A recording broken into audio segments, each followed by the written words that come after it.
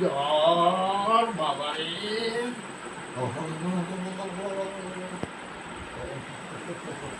কাকুনি দিয়ে জ্বর আসবে বাপ, এত ঠান্ডা জ্বরে, জ্বরে এত ঠান্ডা লাগে জানি না।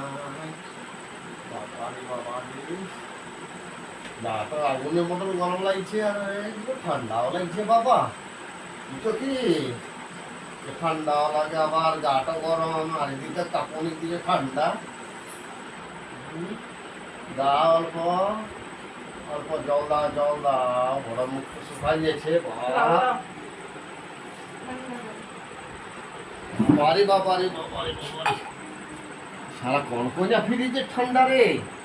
হ্যাঁ, জ্বরে আগুনের মতন গাটা গরম হয়েছে বলে ঠান্ডা জল, আর জ্বরের উপরে ঠান্ডা জল দিচ্ছে, ঠান্ডা করছে আমাকে। ঠান্ডা, আমার ঠান্ডা লাগছে, এমনিতেই ঠান্ডা লাগছে, আর তারপর আরো বলছিল ঠান্ডা ঠান্ডা ঠান্ডা জল। বাবারে, ফ্রিজের এমন ঠান্ডা জল দিল, এই ঠান্ডাটা খালি আরো আমার অবস্থা খারাপ হয়ে বাবা। দরকার নাই আমার ঠান্ডা জল খাওয়ার, আমার গরম জল দরকার নাই, ঠান্ডা জলের দরকার নাই, আমি জলই খাবো না। যা,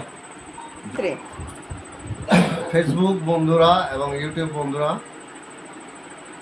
জ্বরে কোনোদিন জ্বর ছাড়ে নাই।